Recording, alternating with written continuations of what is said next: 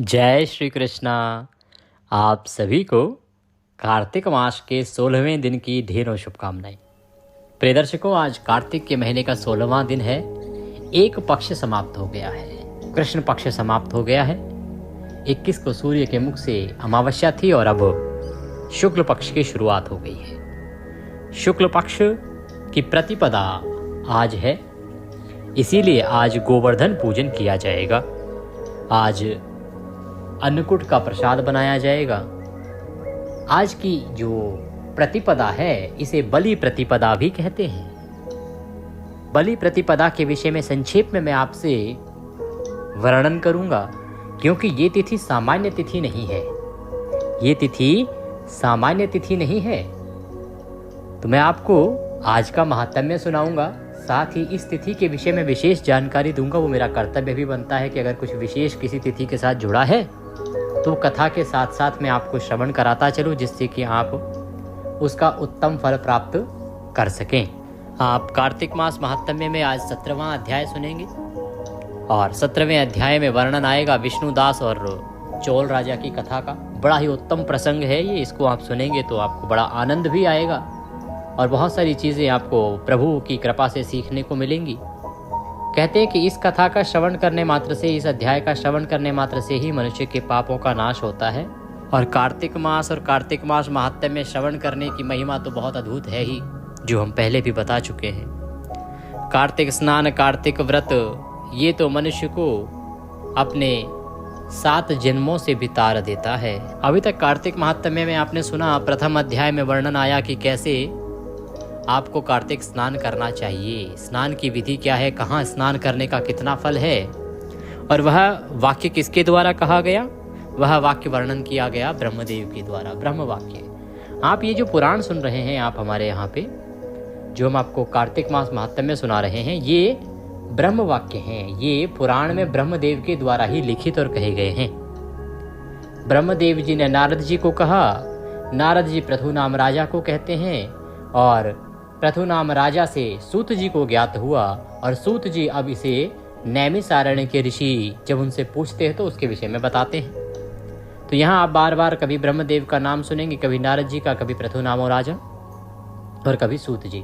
वास्तव में ये जो वृतांत है ये ब्रह्मदेव द्वारा सर्वप्रथम नारद जी को कहा गया था, जिसको कि हम कार्तिक मास महात्म्य के रूप में सुनते हैं। ये मूलतः संस्कृत में वर्णित है। मेरे पास भी जो पुराण है उसमें संस्कृत में वर्णित है और मैं इसका सरल हिंदी अनुवाद करके आपको सुनाता हूँ। आइए आज का अध्याय आरंभ करेंगे। आपसे निवेदन है कि यह कार्तिक मास महात्म्य के पुराण का वीडियो है, तो कृपया इसे एक बार लाइक अवश्य कर दीजिएगा। अपने कार्तिक स्नान को सफल बनाने के लिए और भगवान श्री हरि विष्णु का आशीर्वाद प्राप्त करने के लिए कमेंट बॉक्स में अवश्य लिखिएगा जय श्री हरि या ओम नमो भगवते वासुदेवाय। कार्तिक के महीने में जितना लिखे जाएंगे ये मंत्र उतना ही कल्याण होगा। आप देख रहे हैं देवभूमि ज्योतिष संस्थान का प्रतिष्ठित यूट्यूब चैनल देवभूमि धार्मिक। हम यहाँ सभी व्रत और त्योहारों की सही शास्त्रीय जानकारी प्रदान करते हैं। ज्योतिष शास्त्र और पंचांग के आधार पर आपको बताते हैं कौन सी तिथि कब है, व्रत आदि कब करना है, क्या विधि है, क्या नियम है और क्या गलती नहीं करनी है। यदि आप सभी व्रत और त्योहारों की सही शास्त्रीय जानकारी पाते रहना चाहते हैं तो कृपया चैनल को सब्सक्राइब कीजिए और बेल आइकन को प्रेस कीजिए। जब आप सब्सक्राइब का बटन दबाएंगे तो वहाँ एक घंटी का निशान बना हुआ आएगा, उसको अवश्य दबाइएगा, तभी आपको हमारे सारे वीडियो प्राप्त होंगे, अन्यथा आपसे जानकारी छूट जाएगी। आइए अब हम अध्याय आरंभ करते हैं। सर्वप्रथम परम पूज्य गुरुदेव के चरणों की वंदना करते हैं। गुरुर्ब्रह्मा गुरुर्विष्णु गुरुर्देव महेश्वरः गुरुर्साक्षात् परब्रह्म तस्मै श्री गुरुवे नमः। बोलिए गुरुदेव महाराज की जय। या देवी सर्वभूतेषु मां सरस्वती रूपेण संस्थिता नमस्तस्यै नमस्तस्यै नमस्तस्यै नमो नमः। बोले सरस्वती महारानी की जय। बोले प्रथम पूज्य गणेश जी महाराज की जय। बोले कार्तिक मास महात्म्य की जय। बोले विष्णु भगवान की जय। अथ कार्तिक मास महात्म्य अध्याय प्रारंभः। प्रथुरुवाचः। प्रथु नाम राजा कहने लगे, आराधयन्ति सर्वेपि विष्णुं भक्तिर्नाशनम। प्रथु नाम राजा बोले, सब लोग भक्त की पीड़ा नाश करने वाले भगवान को यज्ञ दान व्रत तीर्थ करके यथाविधि आराधन करें। हे सूत, आप जानने वाले हो सो कहो। नारद जी बोले कि हे तात, तुमने अच्छा पूछा है। एक मन से सुनो, ध्यान देकर सुनो। इतिहास संबंधी पूर्व काल की कथा हम कहते हैं। यहाँ प्रथु नाम राजा ने पूछा कि सभी लोग जो हैं भक्तों की पीड़ा हरने वाले अर्थात भगवान विष्णु को यज्ञ दान व्रत तीर्थ आदि करके यथाविधि उनकी आराधना करते हैं, प्रसन्न करते हैं, तो वह क्या विधि है, उसका क्या फल है। सो हे सूत, आप तो सब जानने वाले हैं। नारद जी, आप तो सब जानने वाले हैं, तो यह वृतांत तो मुझे सुनाओ। तो देव ऋषि नारद कहते हैं कि ठीक है, मैं सुनाता हूँ, बड़ा ही उत्तम प्रसंग है, तुम ध्यान दे के सुनना। इससे संबंधित एक ऐतिहासिक पूर्व काल की कथा है, वो मैं आपको कहता हूँ। कांतिपुरी में चोल नाम राजा चक्रवर्ती था, जिसके नाम से चोल देश प्रसिद्ध हुआ। कांतिपुरी एक नगरी है, वहाँ पे एक नाम था राजा का चोल, क्योंकि चोल वंश का राजा था वो, जिसके नाम से जो चोल देश है वो बाद में जाना जाने लगा। उस राजा के राज्य में दरिद्री, दुखी, पाप बुद्धि, रोगी कोई नहीं था। अर्थात उसके राज्य में सभी भरे पूरे थे, ना कोई दरिद्री था, अर्थात किसी के धन की कमी नहीं थी, किसी प्रकार की परेशानी नहीं थी, दरिद्र नहीं था, कोई दुखी नहीं था, और पाप कर्म करने वाला या पाप विचार रखने वाला भी कोई नहीं था, और ना ही कोई ऐसा था जिसको कोई रोग सता रहा हो। सब ही प्रसन्न थे और भगवान की भक्ति करने वाले सद्बुद्धि जन वहाँ निवास करते थे। जिसने बहुत यज्ञ किए, वह राजा बहुत अधिक यज्ञ आदि किया करता था। ताम्रपर्णी नाम नदी के तट स्वर्ण के यज्ञ स्तंभ चक्र रथ के समान शोभित हुए। ताम्रपर्णी जो नदी है उसके तट पर स्वर्ण के यज्ञ स्तंभ जो है राजा ने बनवाए। किसी दिन राजा जिस जगह भगवान योग निद्रा को प्राप्त रहे वहाँ गया। श्री रमण भगवान का मणि मोती स्वर्ण पुष्पों से विधि पूर्वक पूजन करके जमीन में दंडवत प्रणाम करता था। फिर उसी जगह में बैठ गया। तब देव पूजा के वास्ते आते एक ब्राह्मण को देखा। एक बार क्या हुआ कि जहाँ भगवान ने शयन किया था ना, क्षीर सागर में योग निद्रा में जहाँ जाते हैं भगवान, तो उस स्थान पर जो है वह चोल देश का जो राजा था वह गया और वहाँ जाकर भगवान की उसने विधिवत पूजा अर्चना आदि की। पूजा अर्चना करने के बाद भगवान को दंडवत प्रणाम किया और फिर उसी जगह में बैठ भी गया। तब देव पूजा के लिए आते हुए उसने एक ब्राह्मण को देखा। वह देव के पूजन के लिए तुलसी जल हाथ में लिए था, अर्थात उसने हाथ में तुलसी का जल लिया हुआ था। उसी गांव का रहने वाला विष्णुदास ब्राह्मण नाम वाला था। वहां आकर देव देव का विष्णु सूक्त से और तुलसी की मंजरी से पूजन किया। तो जो ब्राह्मण था उसको आते देखा। उस ब्राह्मण का नाम क्या था? विष्णुदास। वो उसी गांव का रहने वाला था। तो वहां आकर जहां वह राजा भी भगवान का पूजन करता था, उसी स्थान पर आकर वह ब्राह्मण विष्णुदास भगवान विष्णु का विष्णु सूक्त से और तुलसी की मंजरी से पूजन करने लगा। तो तुलसी से राजा की हुई पूजा मंद गई, अर्थात जब उसने राजा ने पहले भगवान विष्णु का पूजन किया, बहुत सारे स्वर्ण आभूषण आदि चढ़ाए। अब ऊपर से विष्णुदास आया, उसने उन्हीं के ऊपर जब तुलसी की मंजरी अर्पित कर दी तो उससे जो राजा की चढ़ाई हुई वस्तुएं थी, स्वर्ण आदि की बड़ी कीमती वस्तुएं थी, वो सब वहाँ से साफ हो गई। तो राजा को उस पर बड़ा क्रोध आया और राजा क्रोध करके बोला कि हे विष्णुदास, स्वर्ण मणि मोती इनकी हमारी पूजा तुमने तुलसी से कैसे मूंदी?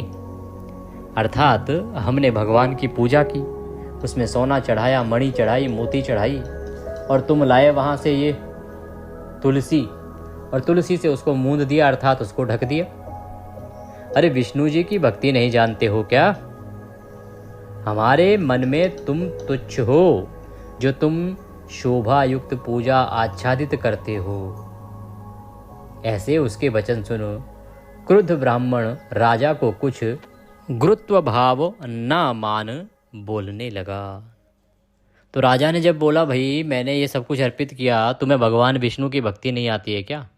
तो राजा का कहने का मतलब ये था कि भाई भगवान की विष्णु की भक्ति जो है वो सोने चांदी मणियों से ही की जा सकती है, तुच्छ चीज़ों से नहीं। तुम्हें, क्योंकि राजा के लिए वो तुच्छ था। क्या तुम्हें ज्ञात नहीं है, जो तुमने जो शोभा युक्त पूजा थी, जो बहुत उत्तम लग रही थी, उसको आच्छादित कर दिया, उसको ढक दिया।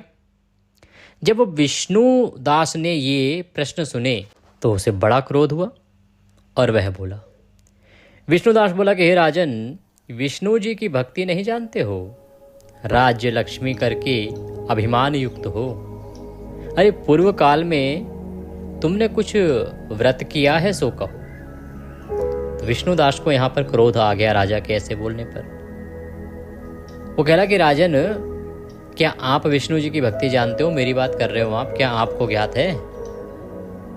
ये केवल राज्य लक्ष्मी करके अभिमान ही आपके अंदर घुसा हुआ है। पूर्व काल में अर्थात कुछ समय पहले तुमने कुछ व्रत किया है तो वो बताओ। नारद जी बोले कि ब्राह्मण के वचन सुन राजा हंस के अहंकार से विष्णुदास ब्राह्मण से बोला। अब तो राजा को और क्रोध आ गया, और अहंकारी तो था ही वो, उसे बड़ा घमंड था, वो सोचता था कि मैं सबसे बड़ा विष्णु भक्त हूँ। तो राजा बोला, ये ब्राह्मण, भक्ति के गर्व से ऐसा बोलते हो? तुम दरिद्री अधम क्या भक्ति करोगे? यज्ञ दान आदि से विष्णु जी प्रसन्न होते हैं, तुमने कभी देवता का स्थान नहीं बनाया। ऐसे तुम भक्ति का गर्व करते हो। सब ब्राह्मण लोग मेरा वचन ऐसा सुनो, हम साक्षात विष्णु जी के पास शीघ्र जाएंगे कि यह सब लोग हमारी विष्णु दास की भक्ति को देखो। तो राजा को बड़ा घमंड था। वह सोचता था कि उससे बड़ा विष्णु भक्त इस पृथ्वी पर कोई है ही नहीं, क्योंकि वो भगवान को अनेकों मणि रत्न आभूषण अर्पित करता था। उसको लगता था कि इससे बड़ी भक्ति क्या है।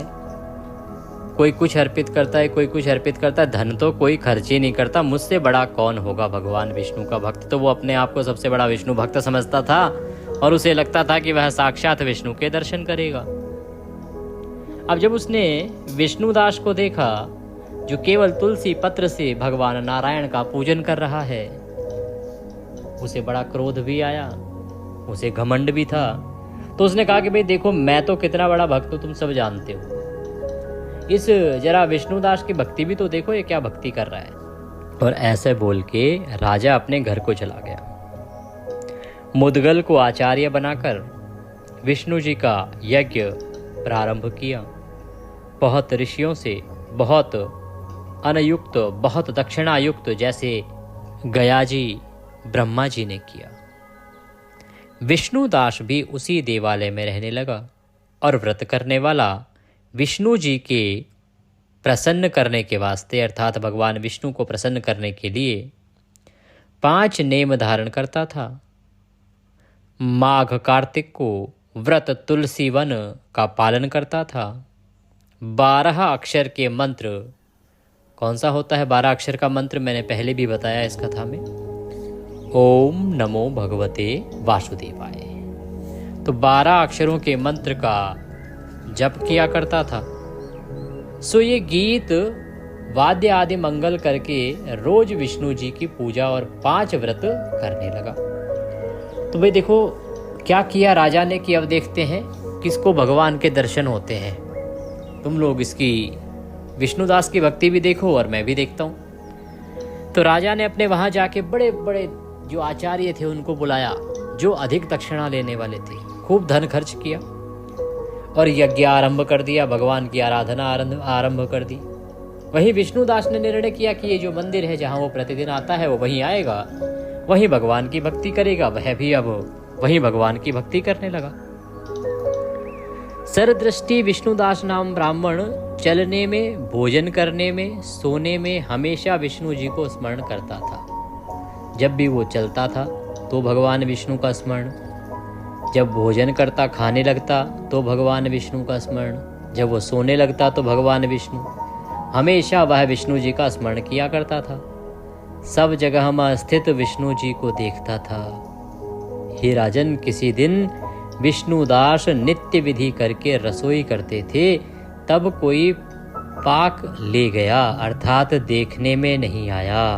तो विष्णुदास क्या करते थे बेचारे, वो जंगल में जो छोटा सा मंदिर था, झोंपड़ी थी, वहीं रहते थे, वहीं पूजा करते थे। अब पूजा करने के बाद जब वो पूजा से उठे, उन्होंने देखा कि पाक अर्थात जो भात आदि बनाते थे, चावल आदि बनाते थे, भगवान का भोग भी लगाते थे, स्वयं भी ग्रहण करते थे, तो वो जो उन्होंने बनाया था उसको कोई चुरा के ले गया और उसका पता भी नहीं चला कि वो कौन था जो उनका भोजन ले गया।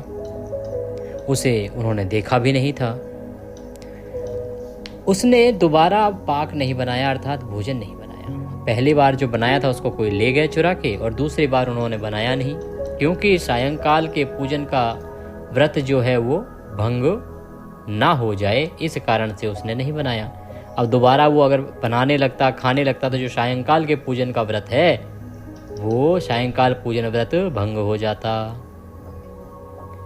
दूसरे दिन रसोई बनाकर जब तक विष्णु जी को नैवेद्य लगाने को गया, तब तक फिर कोई उसके पाक को ले गया, अर्थात भोजन को ले गया।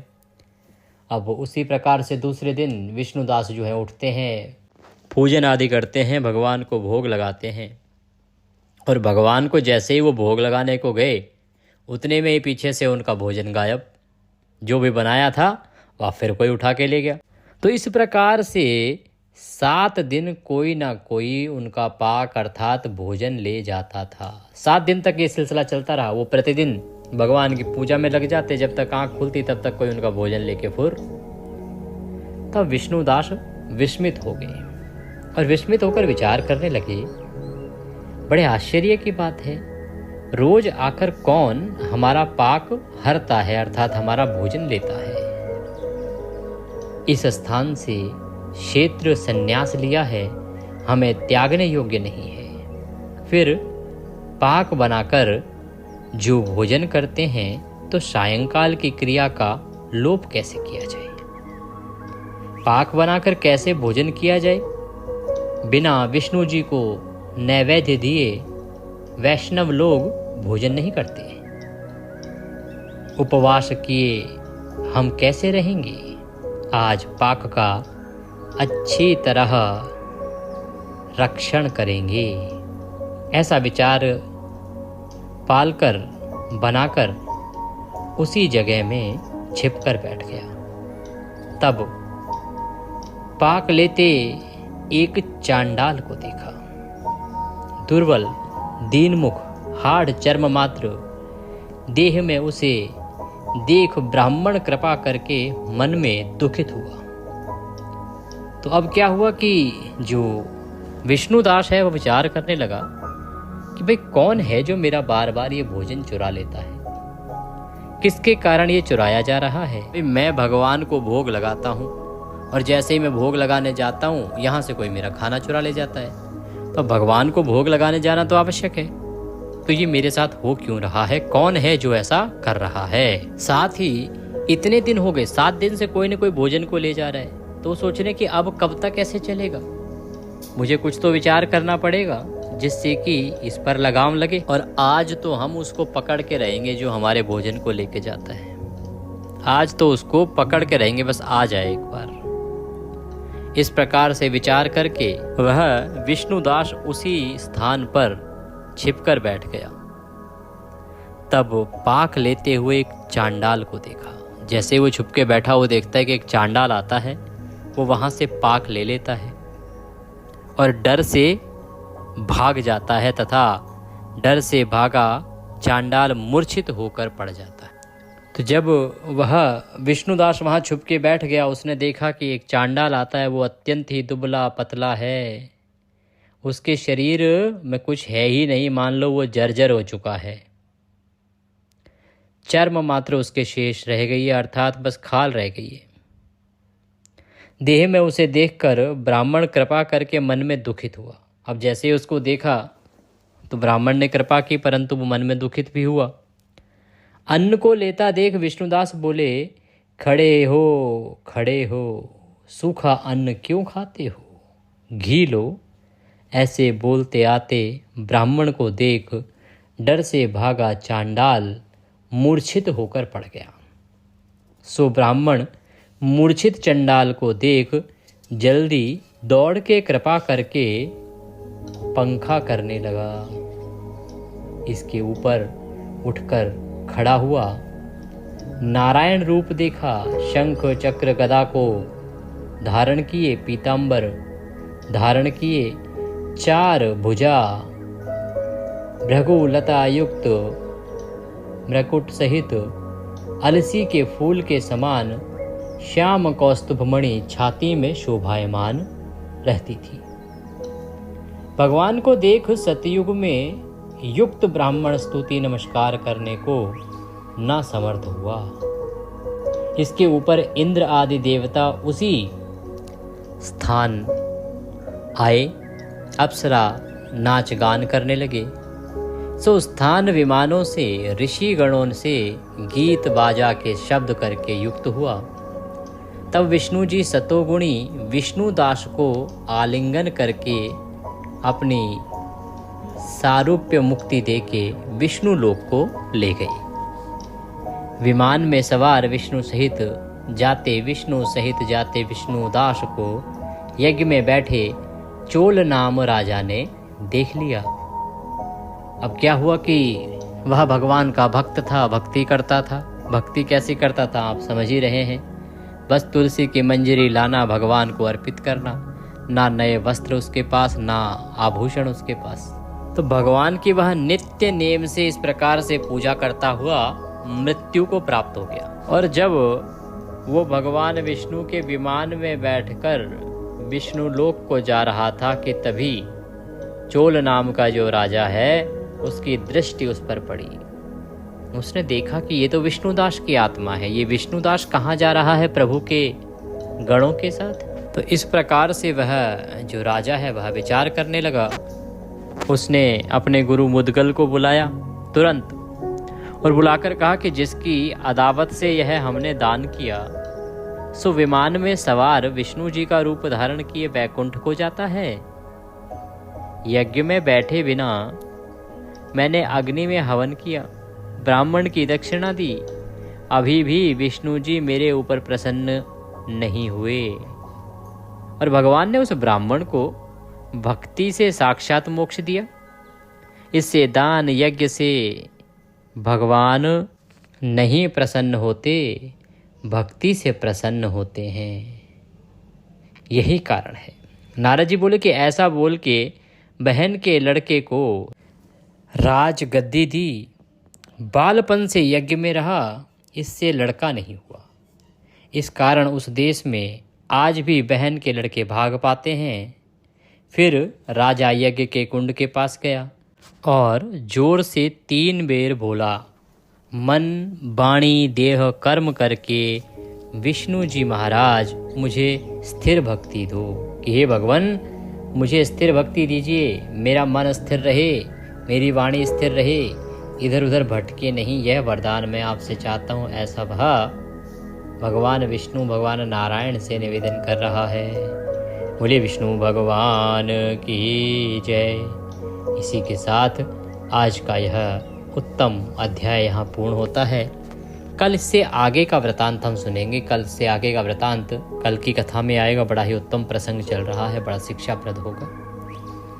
आज प्रिय दर्शकों प्रतिपदा है, इसे बलि प्रतिपदा भी कहा जाता है। इस बलि प्रतिपदा का बड़ा महत्व है। प्रिय दर्शकों कुछ अबूझ मुहूर्त कहे गए हैं ना वर्ष में। 3 अबूझ मुहूर्त हैं पूरे और 1 है आधा, 3.5 अबूझ मुहूर्त कहे गए हैं। उन्हीं में से जो आधा है वो ये है बलि प्रतिपदा, जो कि कार्तिक मास के शुक्ल पक्ष की प्रतिपदा होती है। इस दिन आधे दिन को अत्यंत ही उत्तम कहा गया है।